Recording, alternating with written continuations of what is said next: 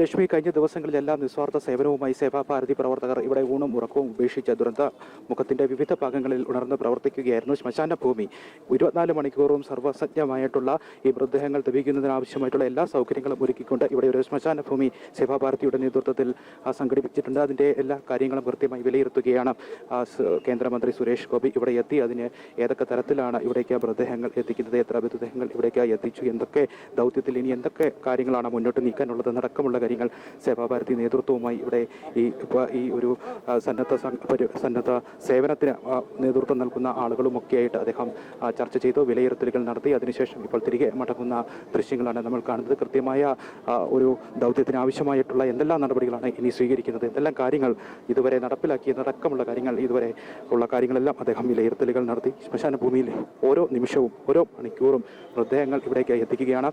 മൃതദേഹങ്ങൾ ഇവിടെ എത്തിക്കുന്നതോടൊപ്പം തന്നെ അന്ത്യകർമ്മങ്ങൾക്ക് ശേഷം ഭൗതികാവശിഷ്ടങ്ങൾ ഈ ബന്ധുക്കൾക്ക് വിട്ടു നൽകി അടുത്ത ഘട്ടത്തിലുള്ള സംസ്കാര ചടങ്ങുകൾ, മതപരമായ ചടങ്ങുകൾ നടപ്പാക്കുന്നതിനാവശ്യമായ കാര്യങ്ങൾ വരെ സേവാഭാരതി പ്രവർത്തകരുടെ നേതൃത്വത്തിൽ ഇവിടെ നടക്കുന്നുണ്ട്. മൃതദേഹങ്ങൾ ബന്ധുക്കൾ തിരിച്ചറിയുന്നത് മുതൽ ഉറ്റവരെയും ഉടയവരെയും നഷ്ടപ്പെട്ട ആളുകളാണ്. അവരെ സംബന്ധിച്ചിടത്തോളം എന്ത് ചെയ്യണം ഇനിയെന്നറിയാതെ പകച്ചു നിന്നു പോകുന്ന സാഹചര്യങ്ങളാണ് ഉള്ളത്. മൃതദേഹങ്ങൾ ലഭിക്കുന്ന ആ സമയം മുതൽ ഈ സേവാഭാരതി പ്രവർത്തകർ അവരോടൊപ്പം ചേർന്ന് തോളോട് തോൾ ചേർന്ന് നിങ്ങൾക്ക് ആവശ്യമായിട്ടുള്ള കാര്യങ്ങളെല്ലാം നടപ്പിലാക്കുന്നതിന് ഞങ്ങളുണ്ട്.